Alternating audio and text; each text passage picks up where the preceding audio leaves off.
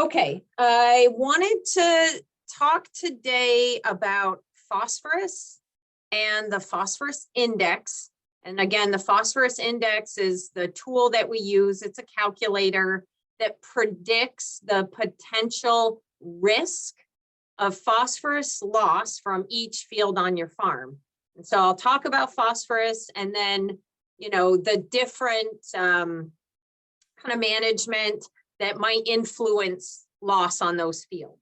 And then I'll show you the phosphorus index. Lucky for everybody nowadays, GoCrop calculates it for you behind the scenes. But just like, in second and third grade, you got to learn how to add the numbers before they give you the calculator.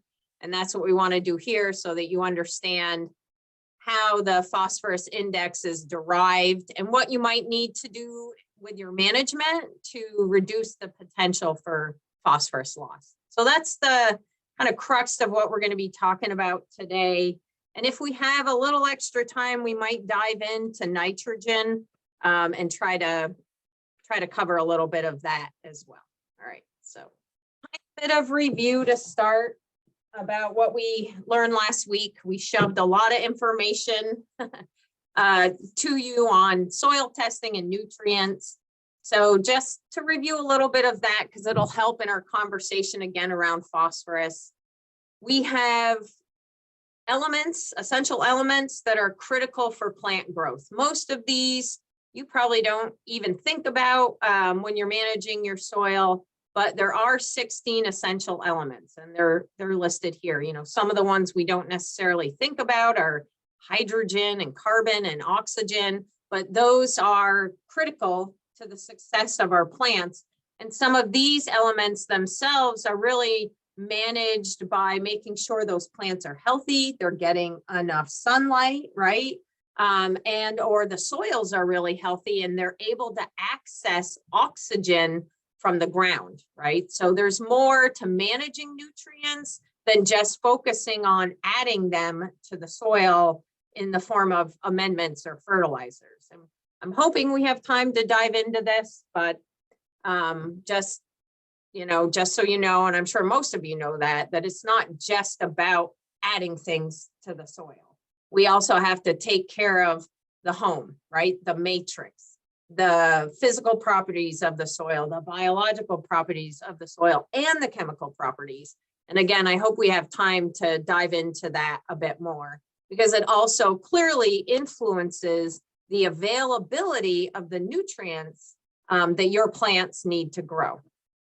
Now, as I mentioned before, there's micronutrients and then there's macronutrients. So I talked about this last week. So there are nutrients that your plants need in really large amounts and they're essential for growth, right? So without them, the plant's not going to function properly in one way, shape, form, or the other. And so the carbon, the hydrogen, and oxygen, they mostly come from air and water. So they're non-mineral in form.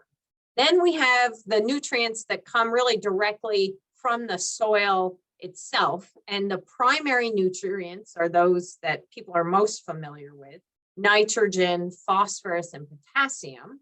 And secondary macronutrients are calcium, magnesium, and sulfur. I think most everyone realizes, and if you're farming, you recognize the primary nutrient of nitrogen is generally the most limiting nutrient in agricultural systems across the globe. Okay, and there's reasons for that hopefully we'll have some time to talk about.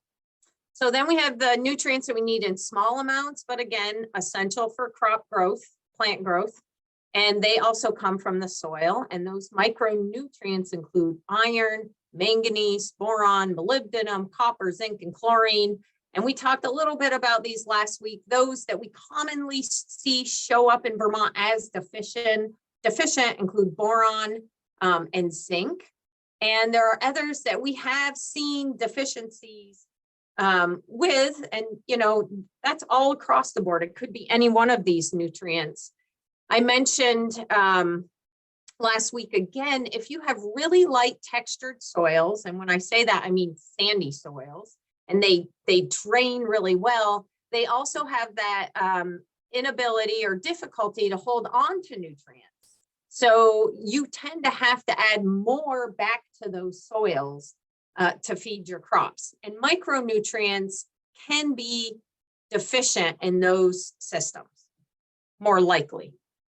All right, so we need these essential nutrients, and the crops, though, or the plants, will only take up certain forms of those nutrients. So these are what we would call the plant available forms. This is the form of the nutrient that the plant root or leaf is going to absorb into its body, right? So nitrogen, the plant available forms, and these should look familiar to you, are ammonium and nitrate.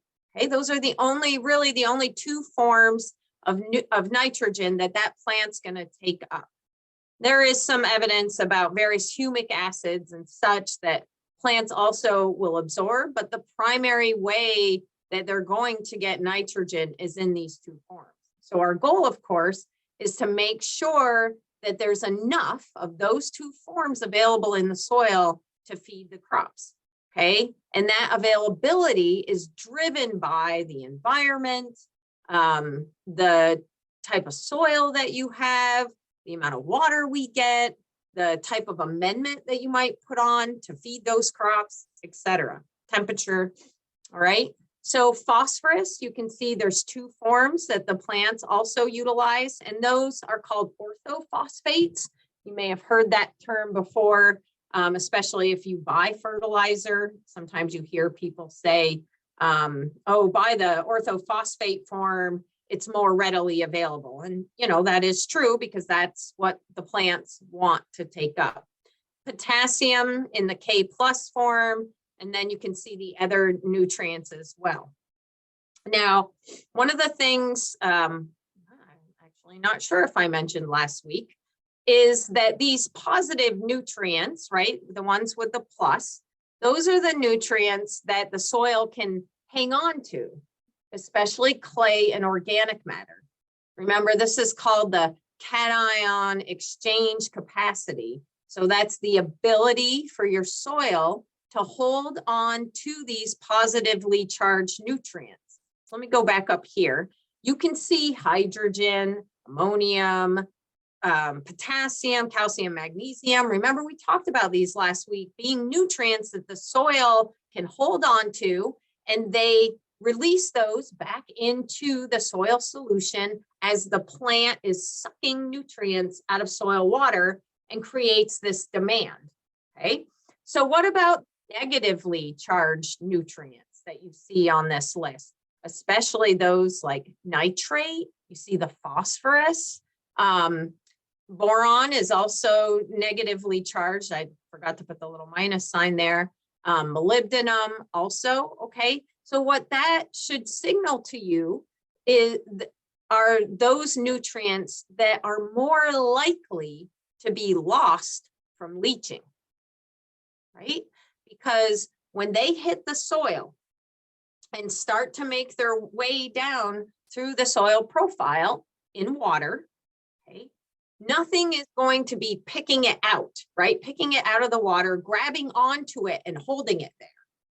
So you can imagine in a really sandy soil that has very low organic matter, it's going to be hard to hang on to any of these. Okay, when you have clay and more organic matter with that negative charge, it's definitely going to be able to hold on to those positively charged nutrients. But the negatively charged nutrients still are at risk of loss, right? Lost down through the soil profile with water. And so we need to manage these nutrients to minimize loss, because we know that with nitrogen losses in particular into groundwater, that can be very harmful to water quality and drinking water in particular. But also, if you're putting fertilizer on the ground, whether it's manure or commercial fertilizer or bagged organic fertilizers, you don't want to lose nitrates. You need those for your crops. And if you're putting on, let's say 50 pounds of nitrogen in the nitrate form, and we get a big rainstorm, you could lose all of that before your crops are even able to take it up, okay? So it's really good to understand which form of nutrients are going to be held on by the soil a little bit more securely.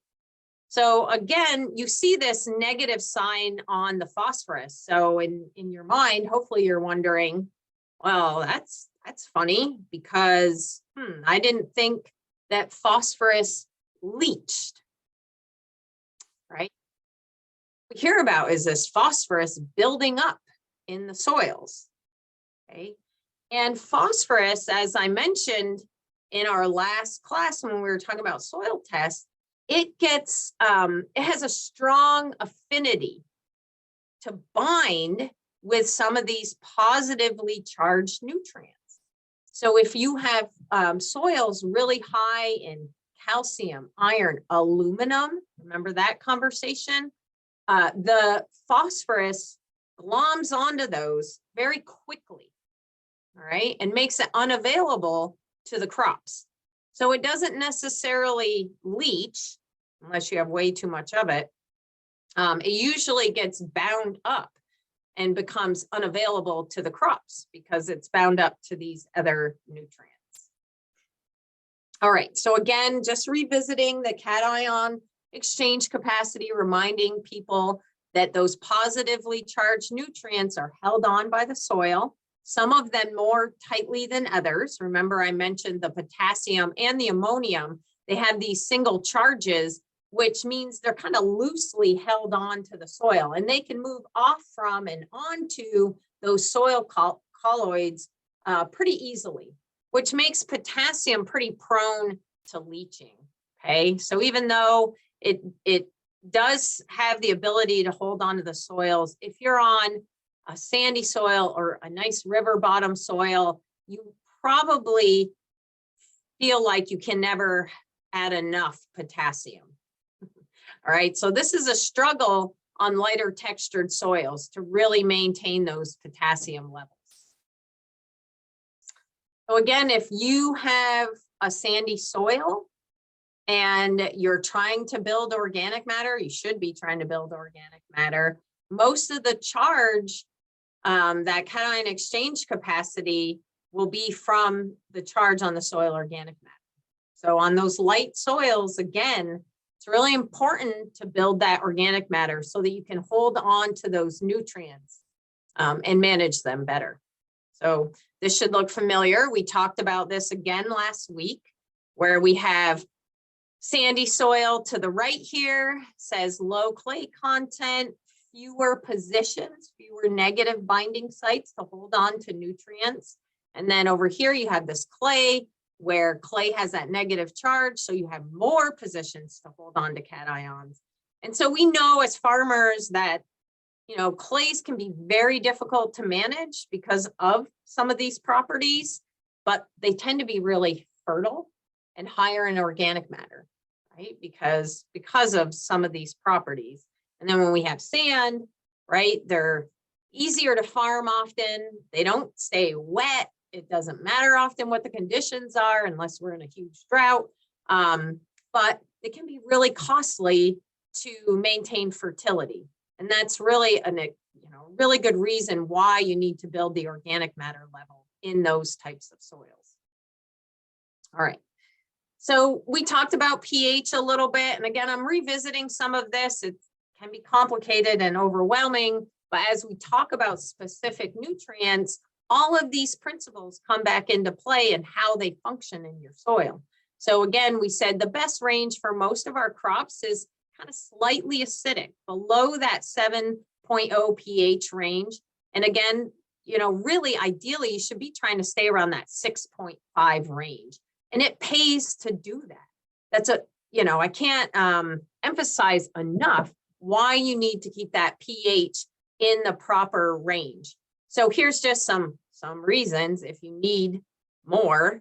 Aluminum toxicity in acid soils, manganese toxicity, calcium and magnesium deficiencies, molybdenum deficiency in legumes, okay? Who even thinks about molybdenum when they're managing legumes? Not too many people, but molybdenum is a critical component to nitrogen fixation with bacteria. So without that molybdenum and potassium as well, and some other nutrients, it's really difficult for legumes to persist and thrive, which is part of the reason we need those higher pH levels when we're growing legumes, right? As I mentioned, on those acidic soils, this phosphorus gets tied up by these acids. Poor bacterial growth and reduced nitrogen transformations. And I'm going to talk about that a little more. And then poor herbicide activity as well if you're using herbicides. And then if you have soils that are way too high in pH, right? These are alkaline soils, and they have similar issues, except, you know, from a different perspective. So with pH, it can really influence nitrogen availability, and people do not think about this.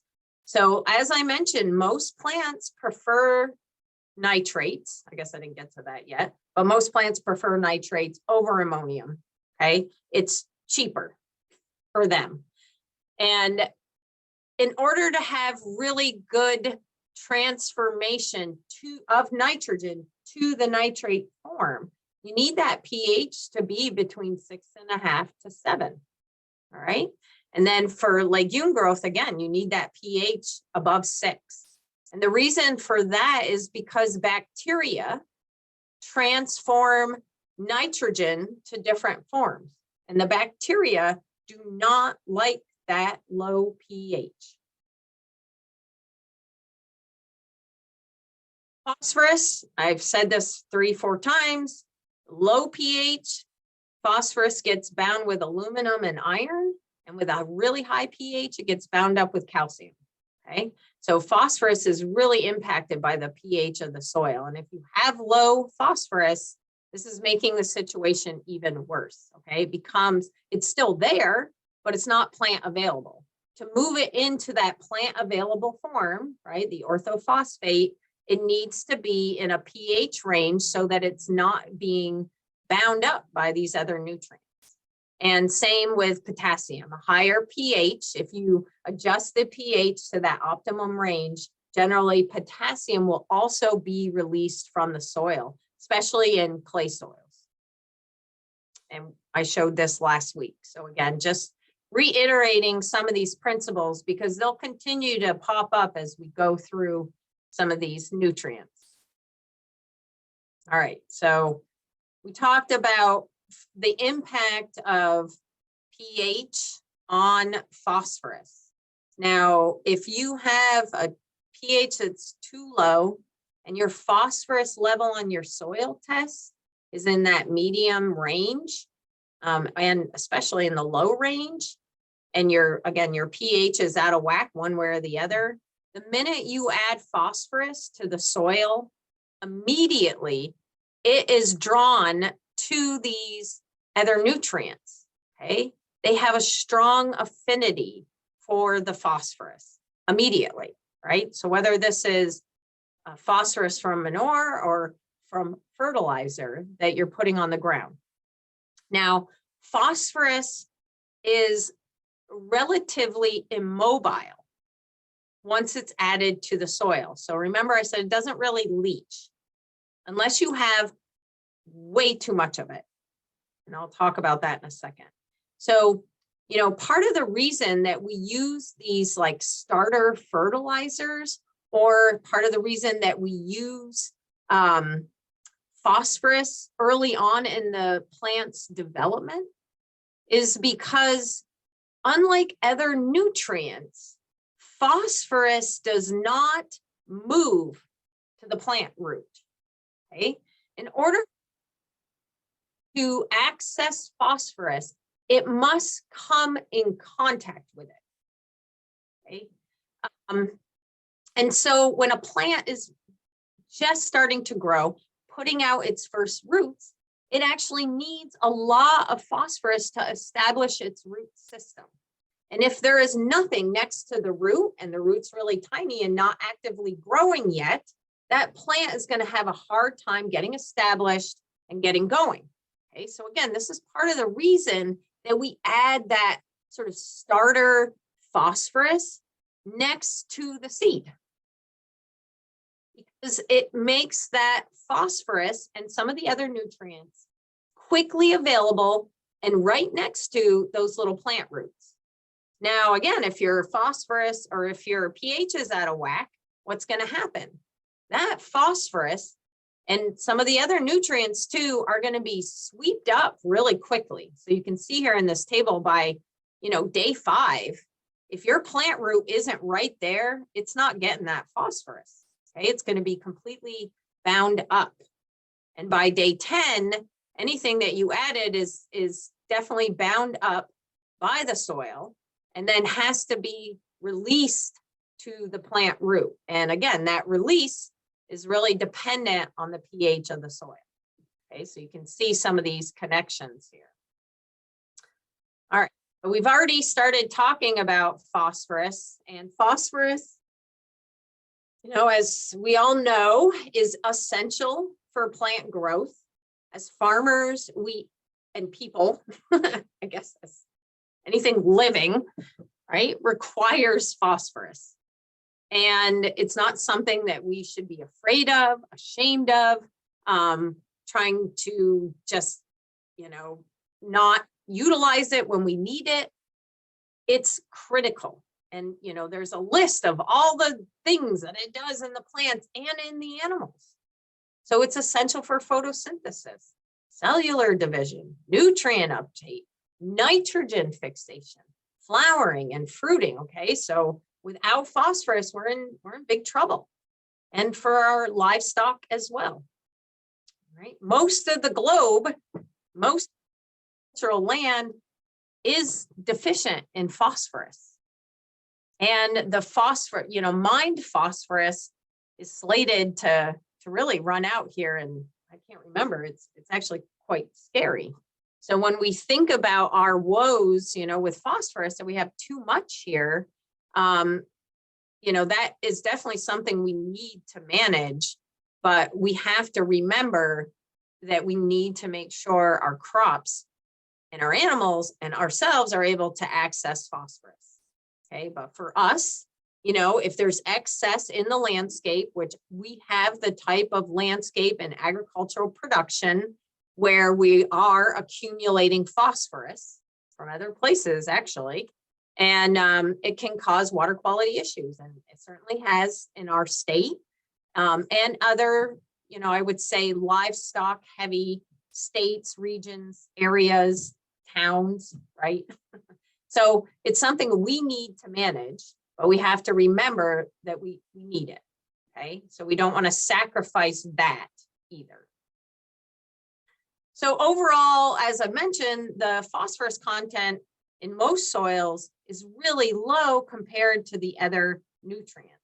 And the amount of phosphorus that's available to the plants in most situations is relatively small because of that affinity that phosphorus has for these other nutrients, okay? So what you see on your soil test is available phosphorus. That's what is predicted to be available to your plants. That's what we're basing our recommendations on. Now, what your soil test doesn't show you is what we kind of used to call the reserve phosphorus, or that phosphorus that is considered unavailable, right? So that amount would be much higher in your soils if we looked at it. So if you're already concerned with a high available phosphorus level, then what's in reserve is going to be even larger, right? So oftentimes people want to keep adding phosphorus because they hear these things about, oh, it's not available, I got to add more. But in reality, if you already have a high, remember that soil test looking at that high and excessive level, if you already have those high and excessive levels, that also means that what is being held on by the soil, okay, in reserve is quite large. So that's something you need to think about if your soil test phosphorus levels are really high, okay, there's even more behind that number that will or could become available over time. All right, so I already talked about this to great length, so I'm not going to go over it again. So because of that principle, though, you know, because of this fact that phosphorus gets bound up really quickly, there's been this strategy that many people have deployed for many, many years, and Vermont included. And I hear this a lot, especially from farmers that have been farming for quite some time. They say, well, the government gave us this phosphorus, free phosphorus to put on the soils because we needed it. And that was true probably at the time, right? Because our soils in Vermont, many of our soils, not all of them, are really high in aluminum. It creates quite a fix for the phosphorus, right? So if you have high aluminum soils, that aluminum is binding up all that phosphorus.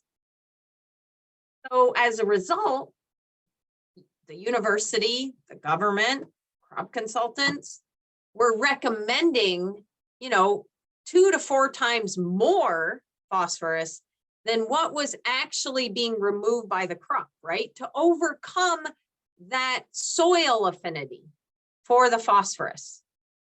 Now, over time, that has changed.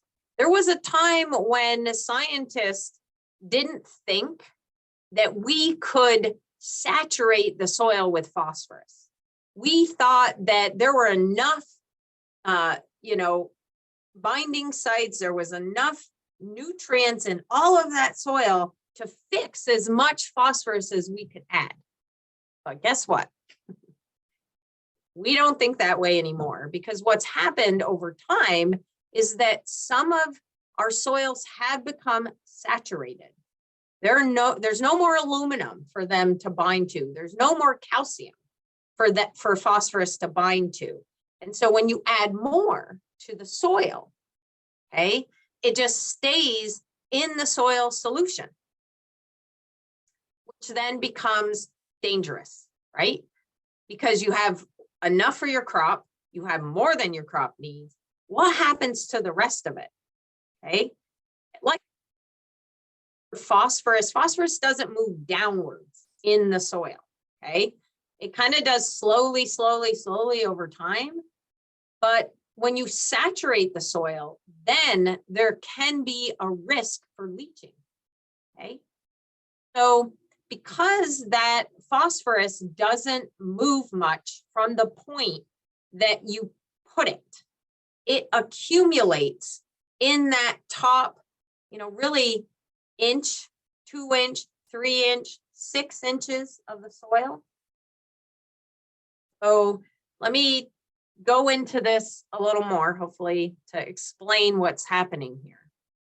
Now, if you have a dairy farm or a livestock operation, which most farms that come through this program do, you have manure.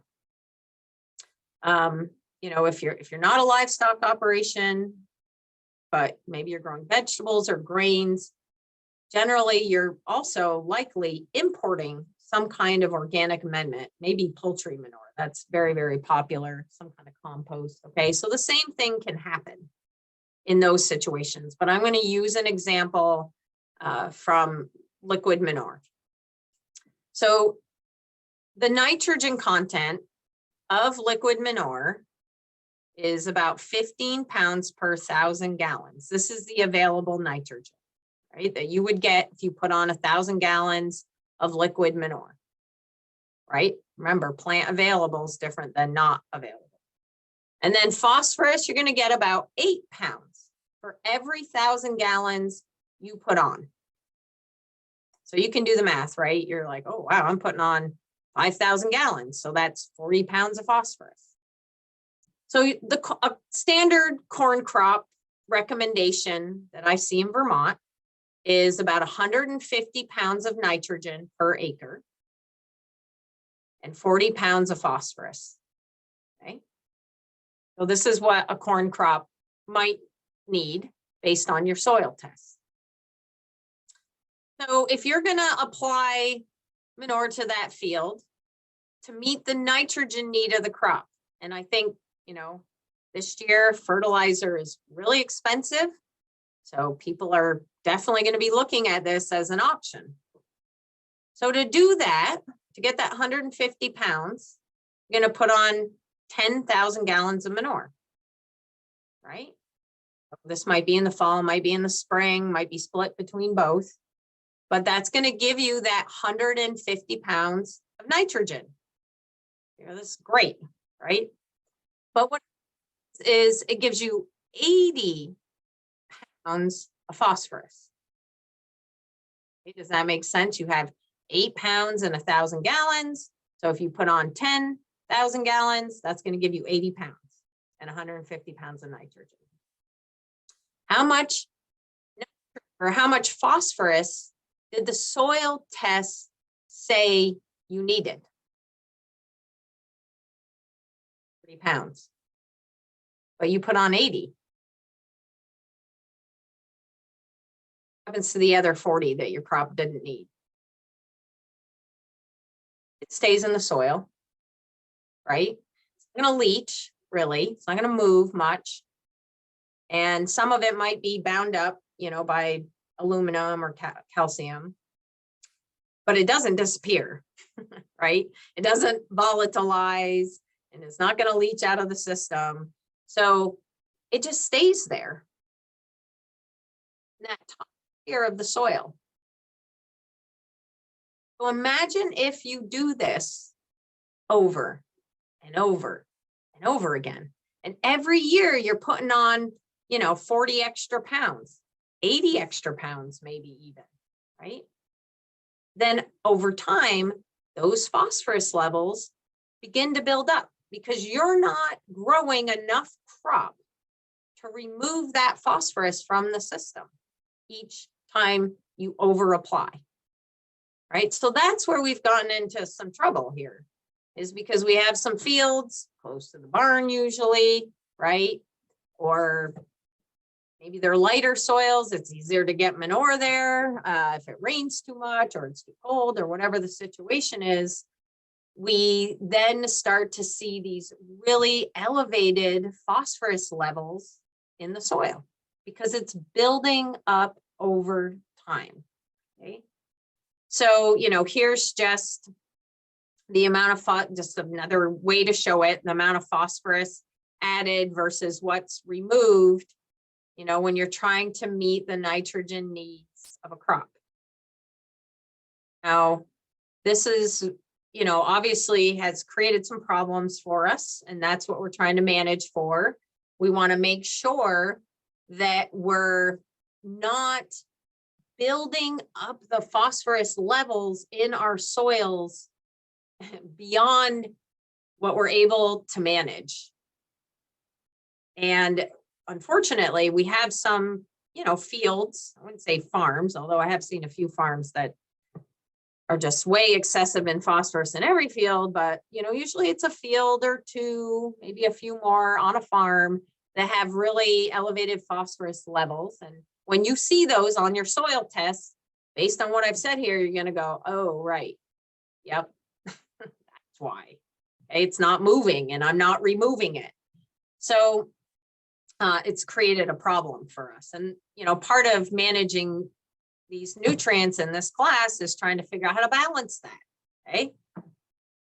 Part of our issue here in Vermont is that we are importing phosphorus from all these other places. And, I'm only showing the United States here, but we know that phosphorus is, coming out of the Midwest, it's coming out of Canada, it's coming out of Brazil, it's coming out of all kinds of places onto our farms in Vermont in the form of grain, right?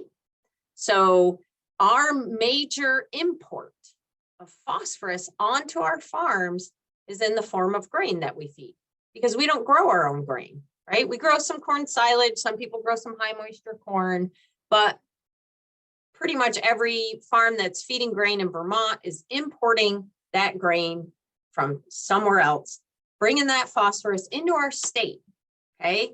And unfortunately, we are not exporting as much phosphorus out of our farms as we're importing in, okay? Because of this. This is a reality, all right? So, you know, Jeff Carter probably laughs when he sees this because this slide is 20, 30 years old now, but, and probably has changed a little bit. But, you know, one of the things we want to do is to try to bring our farms into a better phosphorus balance so that the phosphorus that's coming onto the farms is equal to what is leaving the farm, okay? So most of the phosphorus that comes onto our farm is in the form of feed and bedding, but mostly feed. And when I say feed, I'm, you know, primarily talking about grain. Now, fertilizer inputs of phosphorus, if we redid these numbers for 2022, can't even believe I don't even know what year it is. This has probably changed a lot. I will say that, you know, the amount of phosphorus fertilizer that's utilized on our farms today is minuscule compared to what it used to be. And even since I've been here, which now has been almost 20 years, it has changed a lot because of people starting to understand, well, I have enough, I don't need it. So I'm not going to bring it onto my farm. But this part, you know, managing the type of grain, the amount of grain we're feeding, all these kinds of things are, you know, leading to this imbalance. And, you know, 43% of the total is kind of leaving the farm. Most of our farms, you know, would be milk or meat, eggs, maybe if you're a poultry farm or something.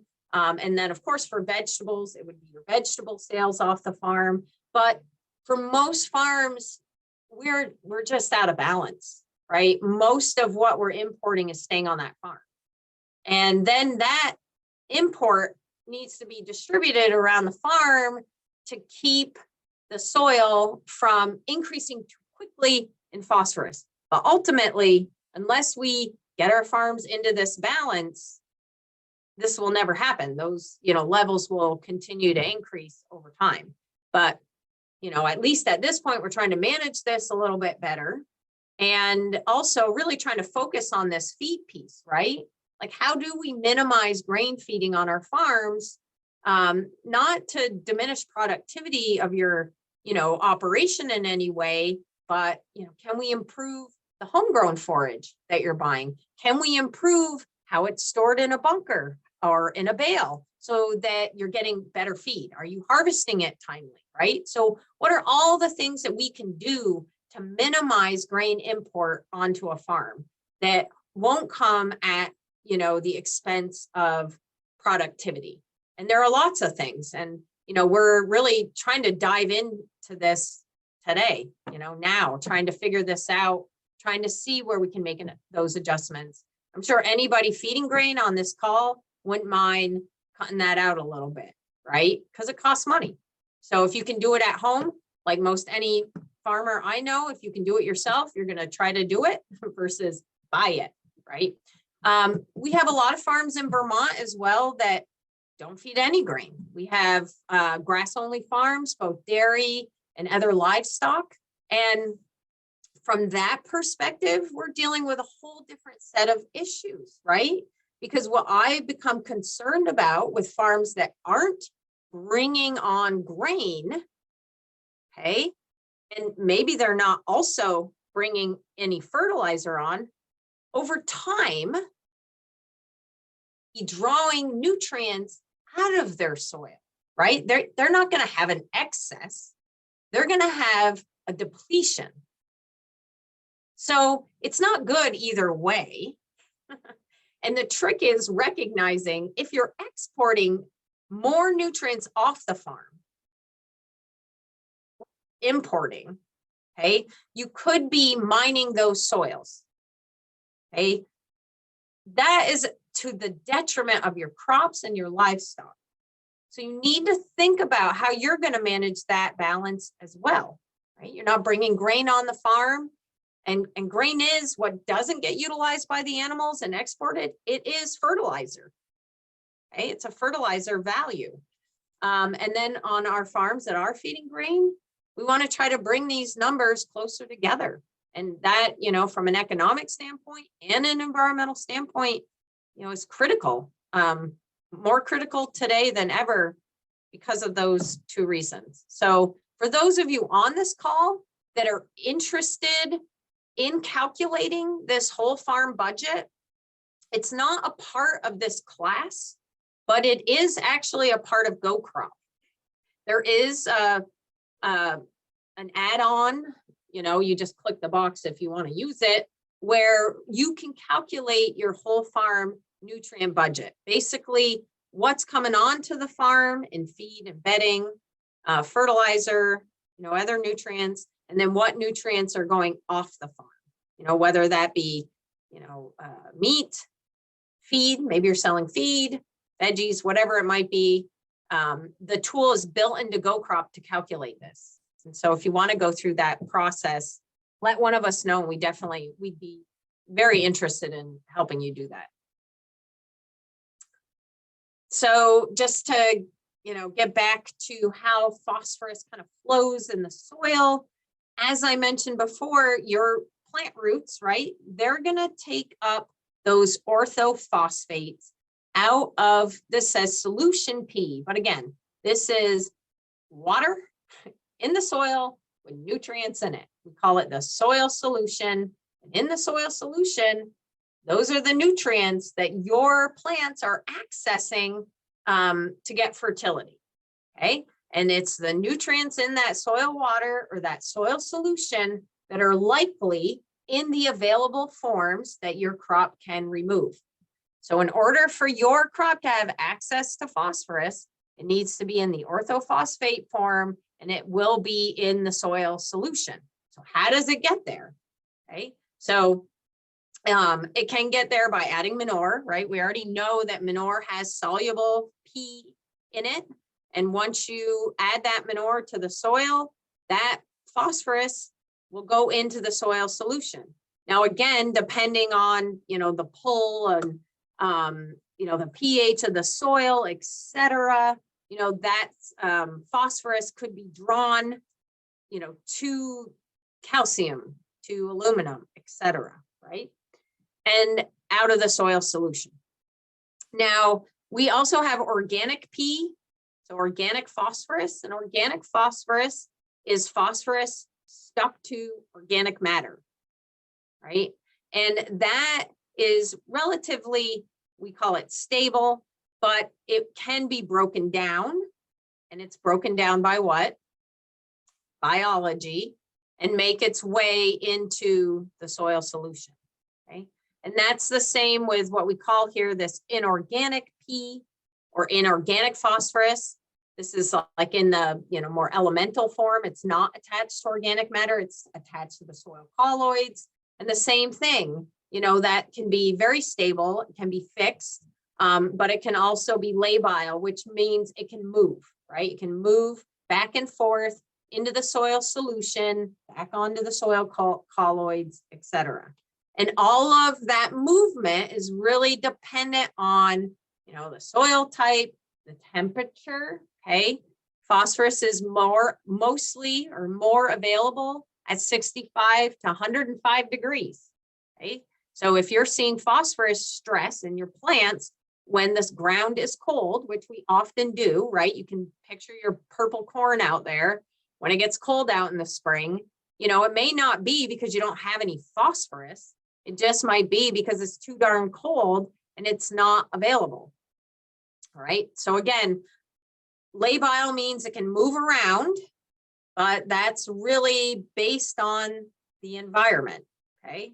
Soil type, temperature, whether we're in a drought or not. Okay. We had a lot of problems with this last year, plants being nutrient deficiency because there's no soil water. And then we have this other turn where we have too much soil water, right? So, all right. I mentioned also already that the phosphorus itself, once it's applied to the soil, it kind of stays where it's put. Okay, so the soil test phosphorus is highest in those top, that top 1, 2, 3, 6, to a foot.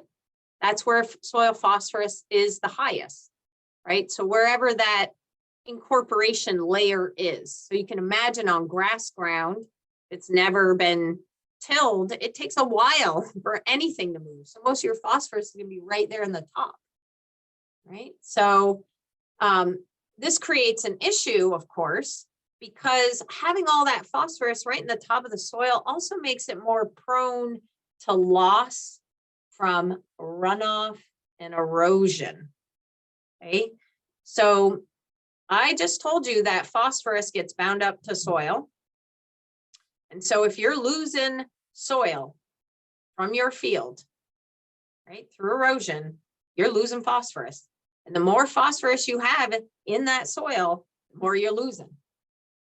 So keeping the soil in the field is a critical component for us managing some of the water quality issues we have. Eliminating erosion in the state of Vermont would go a really long way to protecting the water and improving water quality. Okay? And that's not just from farms. There's erosion all over the place. But I'm talking to you, your farmers, and I'm just saying, keep the soil in your field, which then keeps the phosphorus in the field and all the other nutrients, right, you've bought and paid for. We already talked about this. It just makes sense, right? Why do you want to lose your soil? Economically, doesn't make any sense to lose it, right? So, again, this is just to show you where that phosphorus is concentrated, which is, kind of what makes it even more difficult for us to manage. It doesn't move, it just accumulates over time, and it's right in the top. So that means the weather elements, especially these heavy rainstorms, etc., can really move that phosphorus not down through the soil. So, phosphorus in the water, it's like just not good, right? I guess you already know that because we don't need a lot of phosphorus in the water. We need phosphorus. There's a need for phosphorus, certainly, but there's a critical level, okay, for the balance of a water system or the water ecology. I'm not a water scientist, so I can't speak, in depth about this, but you don't need very much. And you can see the difference between a critical phosphorus level for crop growth and a critical phosphorus level for algae and microphyte growth. Very, very, very different, right? So when we add phosphorus into this system and we exceed this critical level, what happens? The system gets out of balance, right? The plants are going, yippee, we have more phosphorus than we ever dreamed of. And so more algae grows, okay? And plants, whether they're in water above, growing on the top or growing in the water, they need oxygen. And if they're taking oxygen out of the water, there's none for the fish, right? And so these fish kills, etc., they're not necessarily always a result of phosphorus, but they can be. So we got to keep the phosphorus out of the water. And a really critical way for us to do that is by managing erosion.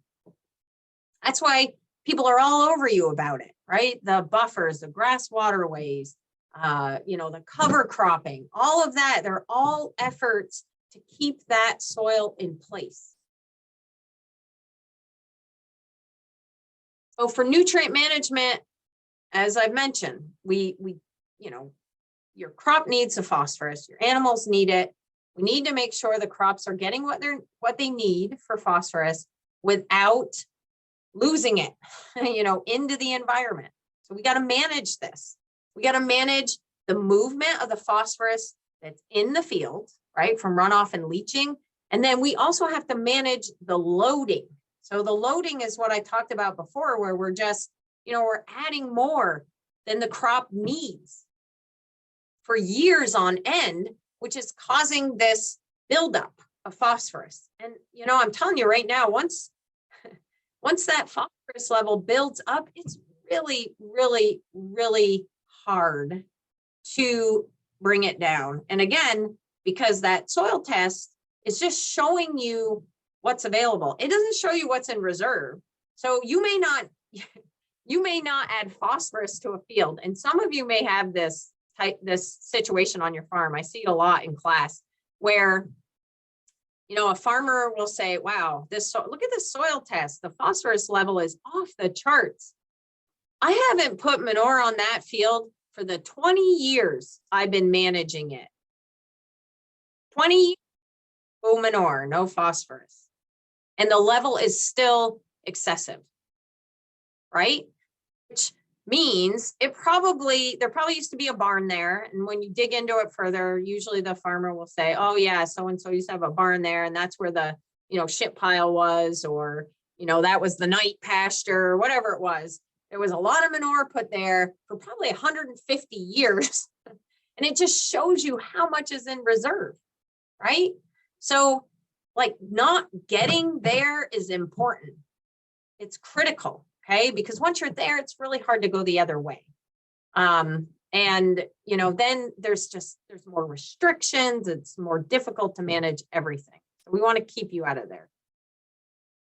All right, so let's talk about transport. So I've already said, like, we got to reduce loading. Part of reducing loading is not adding more than what the crop in that year is going to be removing, right? So if you kind of can keep that in balance, that's going to keep the phosphorus levels from continuing to increase. Now, again, if you need phosphorus, we may have to look at this a different way, right? Where we do want to load it a bit because we want to get those levels up. But if you're on the other end and we're trying to manage that loading, you're not going to want to add more than what the crop is going to remove, right? So we're going to deal with that partly with the P index. And then when we're looking at adding fertility onto those fields, okay? So transport, how do we keep the phosphorus that's attached to the soil in the soil solution, right? That you may, you know, when you add the manure, you got manure on the surface of the ground. How do you keep that in the field?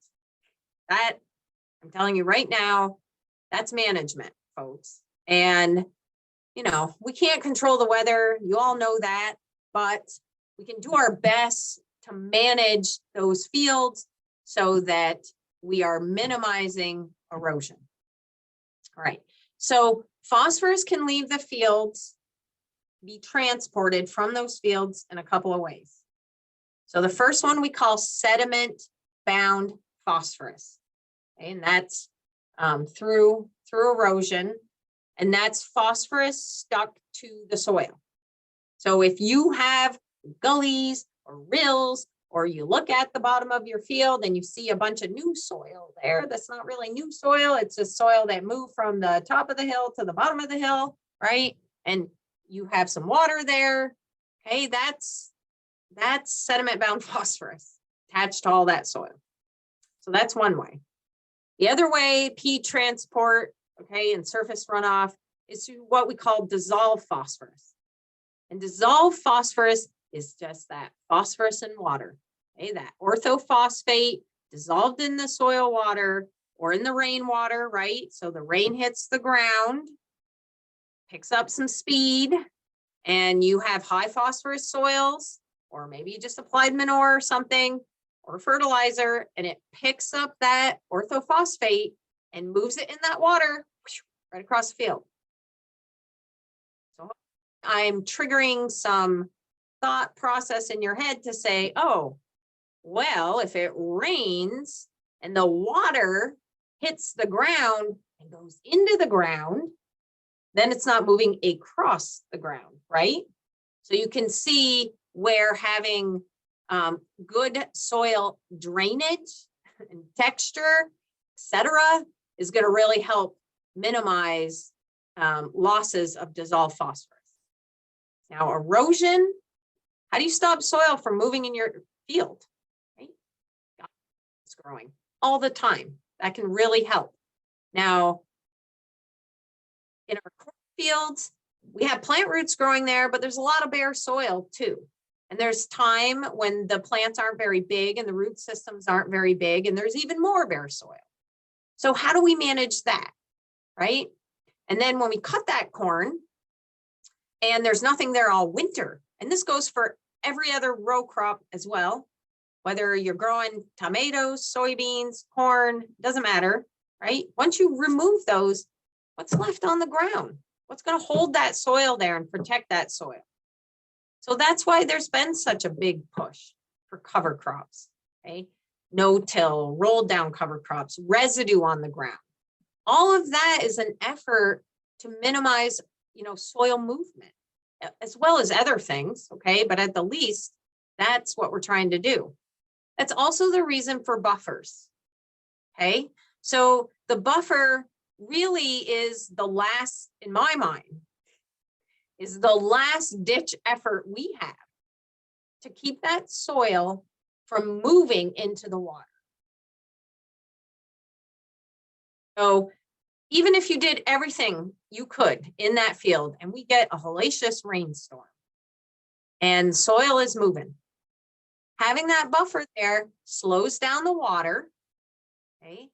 And if there's soil moving in the water, okay, hopefully it slows it enough before it gets to the water source and the soil drops out into the buffer and keeps it from getting into the stream or river, etc.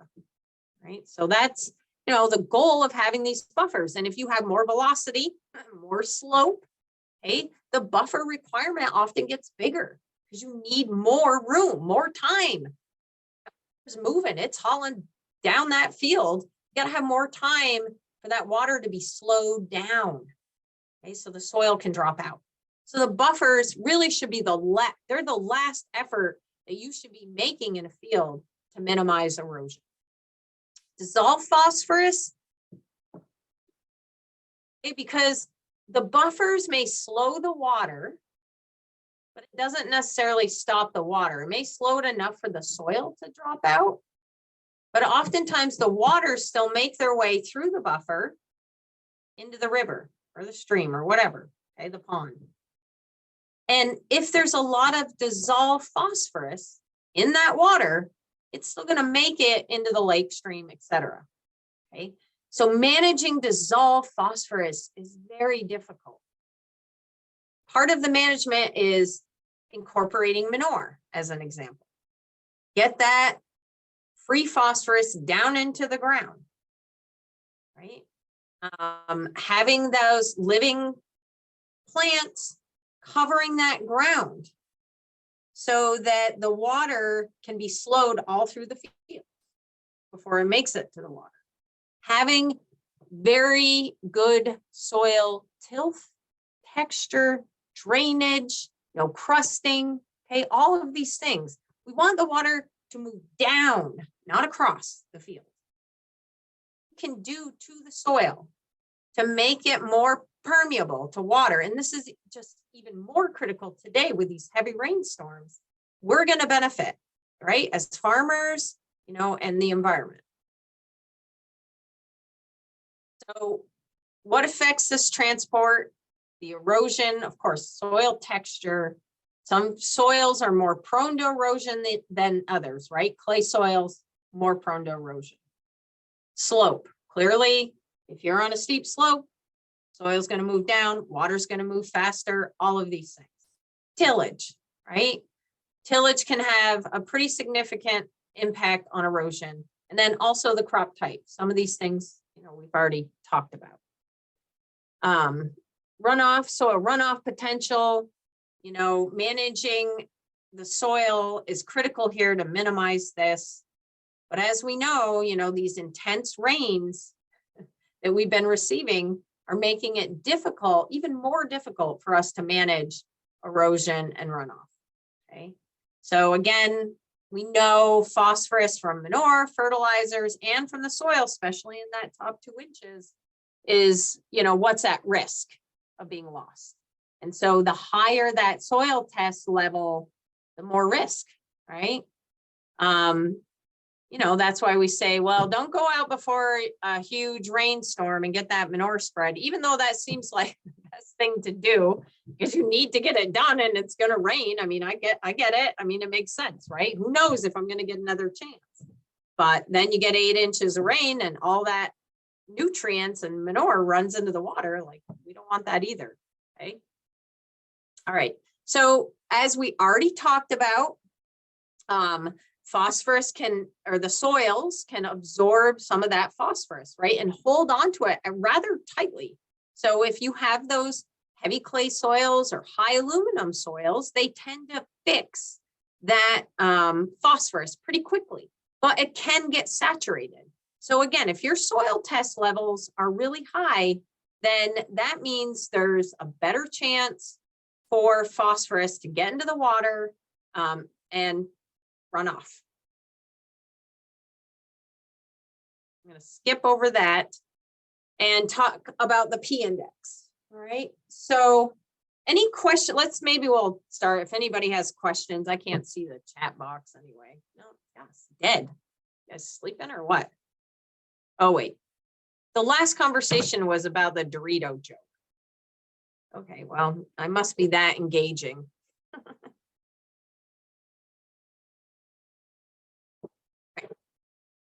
The phosphorus index. This is our tool that we use to predict the chance or the risk of losing phosphorus in the sediment bound form or the dissolved form or through tile. Okay, so we also have a measurement for tile from each field on your farm. And the index takes into consideration aspects of management, the soil type, rainfall, slope, okay? All of these factors to determine that risk. So we don't just look at the soil test levels and say, this field poses a high risk, right? Because sometimes a field can have higher levels of phosphorus and be very, very far from water and pose, you know, maybe just a small risk to water quality. Okay. And then in other cases, we might have a field that has low phosphorus, steep slope, heavy soil, and you know, high manure application, and it might pose a really high risk. So it's not just based on your soil test. It's based on a number of factors to figure out what that risk is. Most of those factors, many of those factors are things that we can manage. Some of them aren't, right? You can't change the fact that you have a heavy clay soil or a sandy soil. So we can't manage for that necessarily. But what we can manage for is, you know, the rotation that we're using, the size of the buffer we have, how much manure we're adding to the field and when, okay, and if it's incorporated or not. So there are different things that we can manage to make sure that we keep that risk to a minimum. If the risk gets too high on your field, okay, that means that you're going to have to do something different. Okay? The regulations are such that you can't operate, you know, in certain ways if you have a very high risk of losing phosphorus. And I'm going to show you how that's calculated. Okay. Maybe I'll start with the interpretation first before I move over to the actual P index sheet. So as I said, we're going to calculate this P index for each field on your farm, and it's done in the background of GoCrop. So as you add data to GoCrop, it plugs and chugs in the background, and then it'll produce a phosphorus index interpretation. And those interpretations are low, medium, high, or very high. So if your management and, you know, the situation in that field results in a low phosphorus index, again, that just means there's low potential for phosphorus movement. If farming practices are maintained at those levels, there's probably a low probability of having an impact on surface water from phosphorus loss. And then you can see here it says N-based nutrient management is acceptable. Okay, so what does that mean? Well, remember our example before when we were talking about adding manure to meet the nitrogen need of that corn crop, right? So we were putting on 10,000 gallons to get 150 pounds of nitrogen, but then we were over applying phosphorus. Low phosphorus index, that's okay to do for a while, right? So you can imagine that over time, if you keep doing this, that level's going to build up. Okay. So the reason that the state requires your plans to be updated, for you to be taking soil tests every 3 years, is to monitor this, right? So today, when you write your plan, it's low. But if you never look again for 5 more years and all of a sudden you're going like gangbusters on this field, you know, 5 years from now, you're like, oh my gosh, what did I do? I'm in this terrible situation, right? So that's the value of, you know, updating those soil tests, reevaluating how you're doing in each field to make sure this low doesn't go to high. But if it is low, that's the type of management you can use on those fields. And likely, well, it depends on the situation. I won't go there. All right, so medium. If you have a medium phosphorus index, it says, well, there's more of a potential for phosphorus to move from this field and you know, maybe have an adverse impact on the water. In this case, your phosphorus application, so this is manure, compost, you know, some kind of purchased organic amendment or fertilizers, are not to exceed the crop phosphorus removal rate or the soil test P recommended rate for the planned crops in the rotation. Okay, so if your soil test says you need 120 pounds of phosphorus and you put that on the field and it moves you into a medium P index, then this says that you cannot exceed phosphorus applications beyond that soil test recommendation, right? So if it was 120 pounds, you can add phosphorus to that level because it's saying, well, your crop is going to remove that. It needs it, it's going to remove it, okay?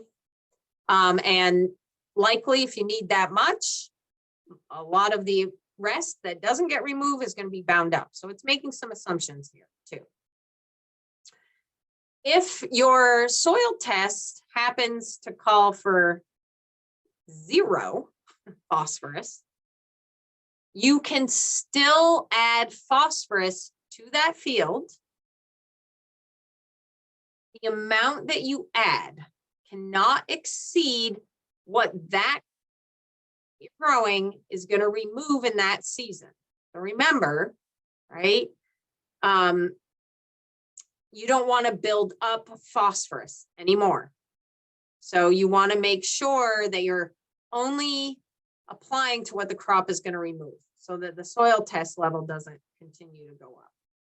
So if you get medium, these are the kinds of restrictions you're going to be under. Now, if you have a high level, the same restrictions apply, right? So you can't apply phosphorus above the crop removal rate or above the soil test recommendation. In addition to that, you need to have a soil P drawdown strategy. And I'm laughing because there's a lot of what ifs here. It is possible a high P index and not have a high soil test phosphorus. So in that case, you don't necessarily want to have a drawdown strategy, right? But you need to be putting into place all the possible mitigation practices for that field to avoid loss. So that might be cover cropping, might be a little bit less manure, might be incorporating the manure if you're not, could be changing the timing of when you apply the manure. You know, many different things can be shifted. It may mean a shift in your crop rotation, etc. Okay, but you have to be putting these strategies into place once you have a high P index. And that's what makes it different from the medium. If you end up with a very high P index, which happens, sometimes not your fault, somebody else's fault, of course, that means that the risk is really high, okay? And no manure, no phosphorus fertilizers can be made to that field. And you have to have an active remediation strategy, technique in place, you know, the practices, etc., to really be focused on, you know, drawing those levels down. Rarely see high P. I can't actually remember a case where I've seen a very high P index and a low phosphorus levels.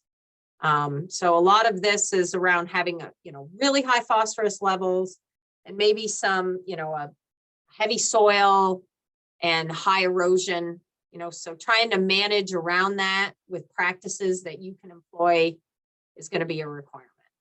Okay, so once we get all the info into the P index, this is what you're going to see in Go Crop, low, medium, high, or very high for each field.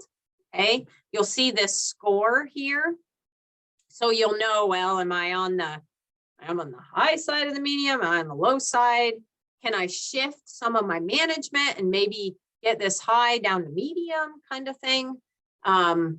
You know, that's what we're going to be doing, especially in the, you know, really the fifth class. All right. So again, when we're talking about a medium P index, this is managing to crop removal rate or to the soil test.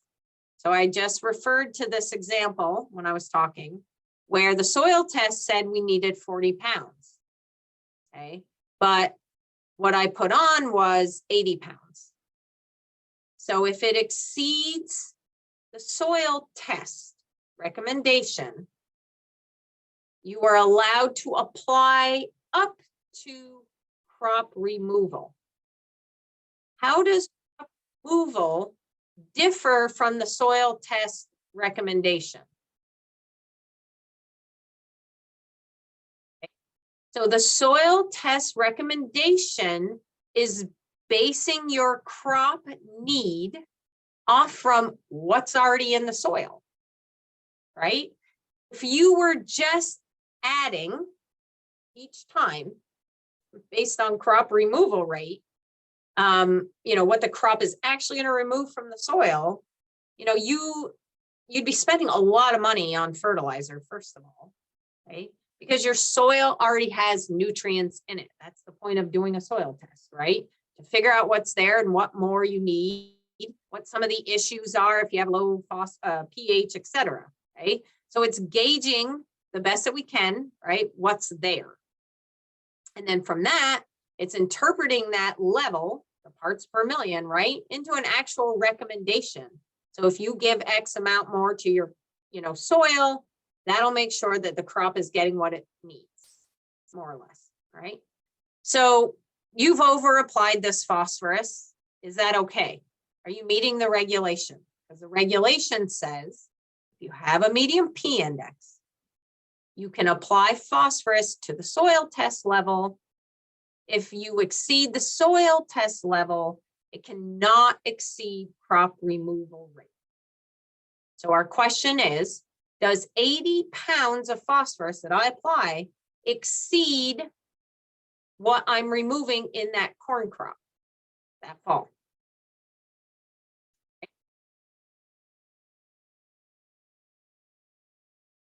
So the typical crop nutrient removal rates are in your booklet. in many places in your booklet. This is what it looks like. Searching around here frantically on my desk for the booklet, the nutrient recommendations for field crops booklet. Right here, I got it. This one, right?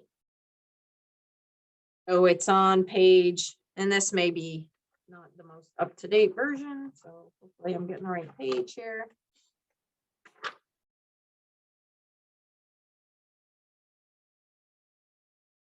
24, no, 23, okay?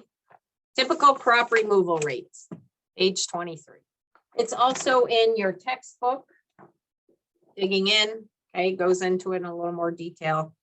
So crop removal, nutrient removal is what that crop, based on yields, right? So this is why we are asking you to tell us, how do you determine your yields? And you need to obviously be keeping track of yields to know how many nutrients that crop is removing, right? Because clearly, if you have 1 ton of hay coming off a field versus 6, right? There's going to be more nutrients removed in that 6 tons than in the 1 ton. And so the amount of fertility that you may need to add back is going to be really different, okay? So how many nutrients are those crops pulling out? Now, these are book values or typical values. If you have your forage test, you know, you can figure this out for your farm. They don't change that much. So they're good values. But as an example, we were talking about corn. So corn silage, here it is, second line down at 65% moisture. Okay, this is measured in tons. For every ton, you're removing 9 pounds of nitrogen, 4 pounds of phosphorus, and 11 pounds of potassium. So if you have 20-ton corn, right, 9 times 20 is 180. So that's how much nitrogen you're removing from the field. 4 times 20 is 80. That's how much phosphorus you're removing from the field. And 11 times 20 is 220 pounds of potassium. And that's how much you're removing. So are you exceeding that level, right? Is what you need to look at. And the answer is no, not in this example. Okay. So you're fine. Whatever you're doing is going to be fine under the medium P index and under the high, as long as, you know, you're using some of the other strategies to minimize loss. Okay. Again, we can look at the hay example. If you go down to the cool season grass, and you can see these little 2,5. 2 means for legume grass mixtures, use the predominant species in the mixture. So if you have mostly legume, you may want to use, you know, the alfalfa or red clover number, but if it's mostly grass, use cool season grass, okay? And then this is at 10% moisture. So this is not quite at dry matter, but it's basically at hay moisture, dry matter more or less. So and it's measured in tons. So for every ton of hay, right, 10%, not every ton of haylage, okay? So if you're harvesting 8 tons of haylage off a field, that's not dry matter tons, right? So you got to calculate dry matter. So every ton is removing 40 pounds of nitrogen, 15 pounds of phosphorus, and 50 pounds of potassium. So in a 4-ton harvest, this would be across the whole season again, you're removing 150 pounds of nitrogen, 60 pounds of phosphorus, and 200 pounds of potassium, right? So this is what we're going to be evaluating if you start getting into that medium high P index range. We want to make sure that whatever you're doing, you're meeting the soil test, first of all. That's our goal.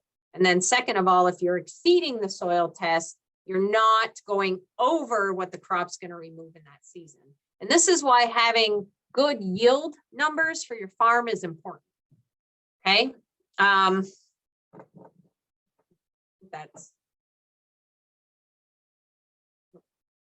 it. We're gonna have to move on from there. Wow, I'm running out of time. It's been so fast. All right.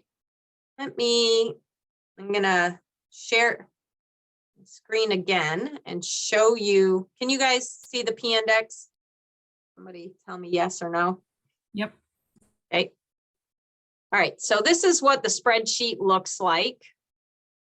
And, you know, in Go Crop again, it runs in the background and you're just putting in this information in different places and then it'll calculate it for you. You'll see it. You'll see the number. There is a report where you can see this basic spreadsheet as well.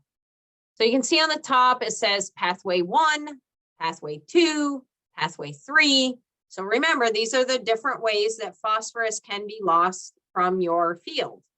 And depending on management, soil type, etc., you can see that this will change.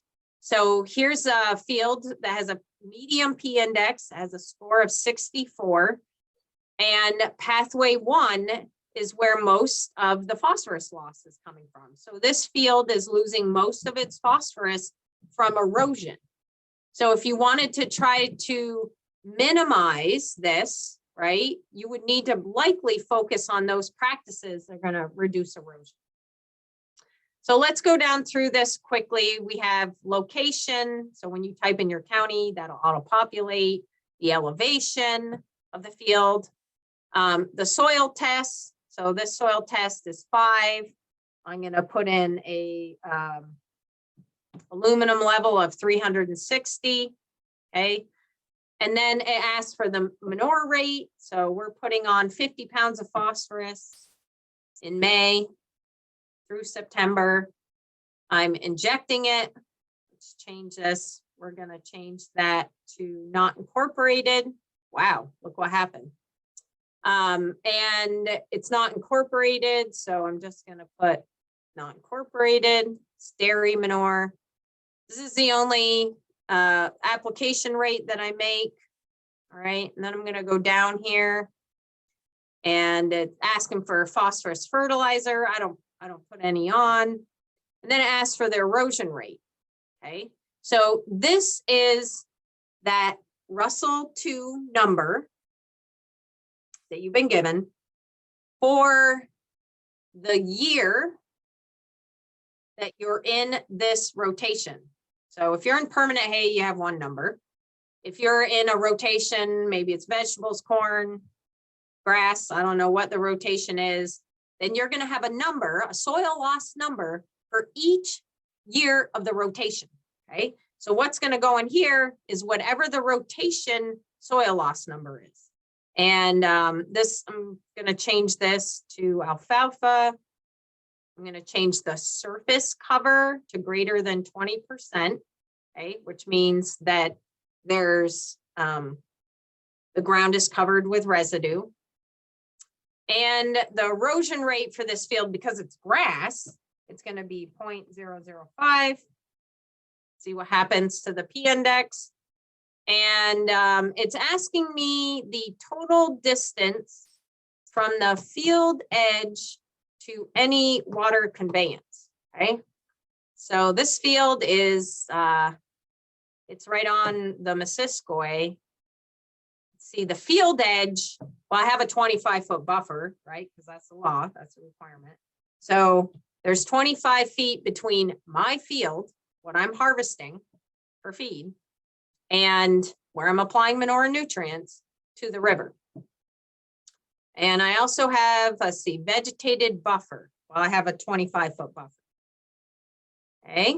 And then it says, do you have a manure spreading setback distance within this field? Well, I'm not spreading in the buffer because that's against the law, right? And no, so I guess I don't, right? So the manure spreading setback is not the buffer. You're already not allowed to spread there.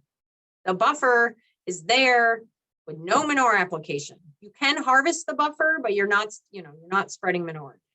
And you are required to have that 25 feet there next to surface water. Okay, so that's not your field anymore. I mean, it is, but it's not, right? You gotta visualize with me here. Don't get upset. Is there manure spreading setback? No, unless you're doing more, right? You're like, yeah, it's kind of slopey there. I'm gonna stay 25 more feet away from the water. Okay, so it's in addition to the buffer. It's not the buffer. Okay, so if you're doing something more, you're setting back more, then you add something here. Otherwise, you add nothing. Okay, good. Capiche? Good. And is there tile drainage? Most people do not have pattern tile drainage. Some people do. If you do, hit yes. If you don't, it's no. Okay.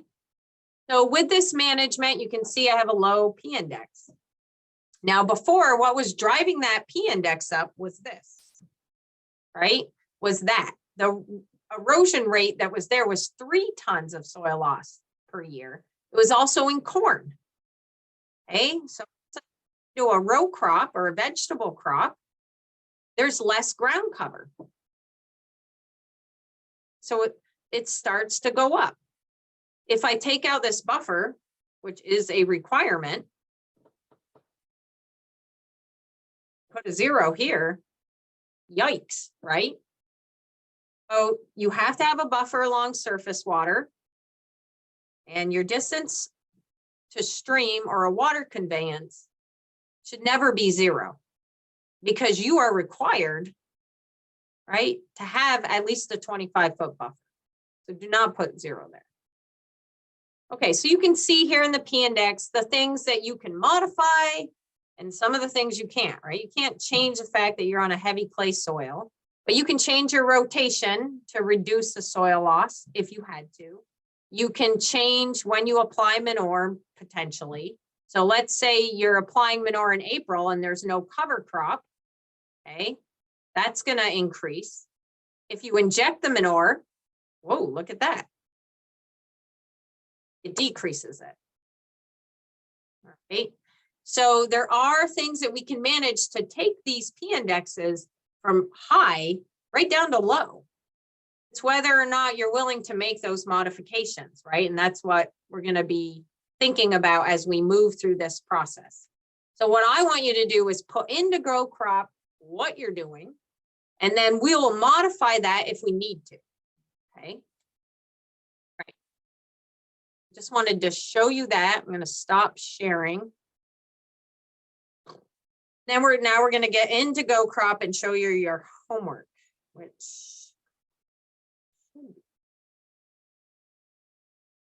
that going. Can you see go crop, Sarah? Yes, sorry. I see you, Sarah. Yeah, I see you, so I asked you. Okay. All right. So this week in go crop, your homework is to fill out the rotation tab for the field and the crops tab for the field. Right, so we'll go back to fields. And by the way, go crop is running painfully slow. I actually wish I didn't just do that. It must be, it's cold, right? So you put in all your fields, you got that soil information in, you got your soil test information in. Now for each field, way here, you're going to start putting in the rotation and the crops. Okay, so you hit the rotation tab, planned rotation. So this information is going to come from that Russell 2 printout, which I have, remember here. Okay, you have the Russell 2 printout that identifies the rotation that you've selected and agreed to. Here's a more complicated one, right? That shows row crops every year in the rotation, soil loss, etc. Okay, so you're going to hit little pencil. And the first question it asks you is, what is the average soil loss? Okay, so remember there's the rotation, and the rotation has a soil loss that's averaged across all the years in the rotation. And that might be just one number, right? Well, it's always one number. But if your rotation is permanent hay, okay, you just have one crop. So you may not consider a rotation. Same, you shouldn't have continuous corn, but if you do, same thing. So what is the rotation soil loss across all those years? So I'm looking at my sheet here, and my rotation soil loss, not the T, not what you're allowed. It's what is the soil loss based on your rotation. So for me here, it's 0.734. Okay, so you get that in there. And then you have to add each year in the rotation. If it is grass, permanent grass, then you just add in one line, okay? And you can see here, it lists all these crops. I'm gonna say this is a grass, legume, hay, established, and the soil loss for that year in the rotation, and it's permanent hay, so you're only gonna have one number, will be the same as a rotation. And then what you want to make sure you do is hit current year. And that's all you have to do if these are permanent hay fields or permanent pastures. Okay, just add in one line. Now, if this is not a permanent hay field and you have 8 years of a rotation on that calculation, let's just go with 6. Okay, you got to put in each year. So let's see here. I got grass hay. I got grass hay. I'm going to change this one to new. Okay, I'm seeding down. And here I'm going to have corn with a cover crop, corn with a cover crop, corn with a cover crop. Okay, that's what's on your sheet here. And then next to each year in the rotation, there's a Russell number or a soil loss number. So for the new hay, that's 3.9. Okay, soil loss is really high in a new seeding. And then it goes down, right? It's going to go down to, let's say it goes down to 1 as it establishes. By the time it's established, it's very low. And then you're going to crank it into corn. So it goes back up. Okay, let's say it goes up to 1.2. And the second year it goes up even more. And by the third year, okay, again, that comes off the sheet. Ta-da. You need to make sure you do is mark the current year. So what is it this year? Is it corn silage? Is it a new seeding? Okay, that's important because this is going to transfer in to the field. So you got to make sure you write current year. I guess I'll go with hay established. Okay, so then you just update it and you're done. That's rotation. So this is your homework. It's very simple if you're permanent grass everywhere, and more complex if you have rotation. Heather? Yep. If you have permanent hay, but you have a steep slope and you have some fairly flat slopes and you want to reseed it every 9 years, would it be better to run batched Russells for those? I think so. Yes. Yep. When you get to that 9th year, you might want to consider running it. Because if you, in the past, NRCS has always said just run the steepest slope Russell.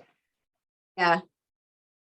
Well, we'll talk. Why don't you and I chat about it after this? Okay. All right. So the other piece you need to do is add your crops. You go to the crops tab, add a crop, and it's going to ask you a series of questions about the crop. Now, I know you just put your crop in the other tab and it didn't carry in because here you can get more specific, right? So first you have to say if it's an annual or perennial. Mine's a perennial. And then you can choose, very specifically what that crop is, or you can just call it Okay. I'm harvesting this. You might be grazing. You might be doing both. You can check both, right? But you got to check at least one. Then it asks you the percentage of legume. So if it's a hay field, how much legume is out there? Is it 100%, 60%? What I really care about, to be honest, is if it's under 30% or over 30% or over 60%, right? I'm not expecting you to put, it's 8.5. But if it's below 30%, it's really a grass field. And if it's above that, it's considered a legume field. So I'm going to put 40. Surface cover. How much of the ground is covered with crop? Okay. So if it's a hay field, it's usually very well covered. If it's a row crop, you're going to be below 20%. Read the directions that are available for you. Are you using cultural practices? Yep, I'm practicing myself right to the practice maximum here. I got this, that, and the other thing. You can make some notes, okay? It's a perennial crop. It's gonna ask you when it's established. This was established 2 years ago, so 2020. And it says, is it a reseeding year? No, this is permanent. And do you take more than one harvest? And then what's your anticipated yield? For hay and pasture, this needs to be in dry matter tons or pounds. Okay, for corn silage and other crops, it can be bushels, etc. All right, so I'm going to say I'm at 4 tons. Here's my units here, tons per acre. I'm going to say, doop. I didn't need to make the dip at the end, but I did. All right, so there it is. Okay. So that is your homework for this week, to get the crops in and the rotations. For those of you that have pasture, there's a few other pieces that you're going to need to fill out, which I can't now that I've selected hay. I should have selected pasture to show that. I know a lot of you are grazing, so in your breakout session, you'll see what I'm talking about. It's going to ask you how many times you graze those fields, etc. Okay.